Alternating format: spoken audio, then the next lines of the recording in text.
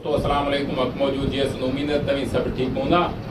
बहरिया town बाबत सिंध में 15,000 नौजवान सियासी कारकुन, वतन दोस्त, अदीबन, शागिर्दन, दानिश्वरन, वकीलन, उस्तादन, साहिबन ते एफआईआर सिंध हुकूमत दाख़िल कयूं आहिनि पुरअमन धाने जूं। तो असीं सिर्फ़ उन्हनि माण्हुनि लाइ हीअ नंढी अपील था रखूं त तव्हीं सियासी कारकुननि, अदीबन, शागिर्दन, वकीलनि, पोरियतनि जे घरनि ते छापा हणी उन्हनि जे औरतुनि जे घरनि जे तक़दुस पायमाल छो था करियो। जेकॾहिं तव्हांखे 15,000 माण्हू ई गिरफ़्तार करणा आहिनि, तव्हां वॾो तराजी तव्हांखे गारंटी सां चवां थो तव्हां हिकु ॾींहुं मुक़ररु करियो, उन्हनि माण्हुनि जा लिस्टुनि ते नाला रखो। असीं 15,000 माण्हू जंहिं जॻह ते तव्हां चवंदो उन जॻह ते गॾु थींदासीं ऐं असां गिरफ़्तारी ॾींदासीं। असीं पुरअमन क़ौम आहियूं, असीं गिरफ़्तारी ॾियण लाइ तयारु आहियूं, पर तेसीं ताईं तव्हांखे सिंधी क़ौम जे करे सॼी दहशतगर्द आहे त नवां जेल ठहिराइणा पवंदा। छो जो हे पहिरियों मामिलो कोन्हे। जॾहिं बि जेल भरियो तहरीकूं हलियूं तॾहिं सिंधी माण्हुनि पंहिंजे कंध में पंफलेट विझी अणपढ़ियलनि, हारनि, शागिर्दनि, मज़दूरनि, उस्तादनि गिरफ़्तारियूं ॾिनियूं।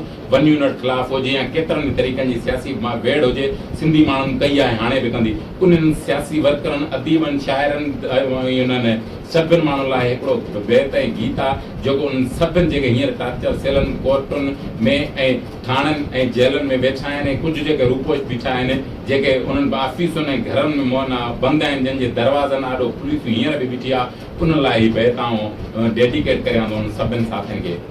अञा ताईं क़यामत थी त नाहे, अञा ॾींहुं महशर जो थोरो परे आहे। अञा ताईं क़यामत थी त नाहे, अञा ॾींहुं महशर जो थोरो परे आहे। अञा ताईं यज़दा यज़ीज़नि खे ॻोल्हे अवामी अदालत में आंदो ई नाहे। असां सिर्फ़ सजाए अॾीअ ते रखियो आहे, चवनि था त कातिल वांदो ई नाहे। वफ़ाउनि जे बंजर बदन ते सदाईं रुगो पथरनि जी बारिश रही आहे, इहा ई अवां जी नवाज़िश रही आहे। न बादल बरसिया, न की फूल तरसिया, घटाऊं हमेशह गुरेज़ा रहनि थियूं। न बादल बरसिया, न की फूल तरसिया, घटाऊं हमेशह गुरेज़ा रहनि थियूं। असांजे जिस्म जे ज़ख़्मनि खे चीरे हवाऊं हमेशह परेशान रहनि थियूं। असांजो मुक़दर आहे जोगीअ जी बगरी बगरी बि अबरी, जंहिंमां प्यार जी पंजकणी छणी वई, हवा तेज़ आई ऐं ज़ाया खणी वई। असांजे नसीबनि जा टोपा ई उॾड़ियल, असांजे नसीबनि जा टोपा ई उॾड़ियल, असांजे त पेरनि में ज़ंजीर जकड़ियल। वफ़ाउनि जा नगरीअ सां मौसम सां नाता सदियुनि खां ई सड़ाया अचनि था, असां ॾे त कातिल वलाड़िया अचनि था। इहा सिंध साॻी, इहो सूर साॻियो, इहो कात साॻियो, इहो कंधु साॻियो, अड़ेयो ज़माना असां सां इहो अंधु साॻियो। इहा सिंध साॻी, इहो सूर साॻियो, इहो कात साॻियो, इहो कंधु साॻियो, अड़ेयो ज़माना असां सां इहो अंधु साॻियो। पर पोइ बि जॾहिं कंहिं धरतीअ मथां दांह कई आहे, असां त मथे खां मथे बांह कई आहे। पर पोइ बि जॾहिं कंहिं धरतीअ मथां दांह कई आहे, असां त मथे खां मथे बांह कई आहे। पोइ हुस्न जे हुगाउनि न रोकियो असांखे, उन्हनि जे अदाउनि न रोकियो असांखे।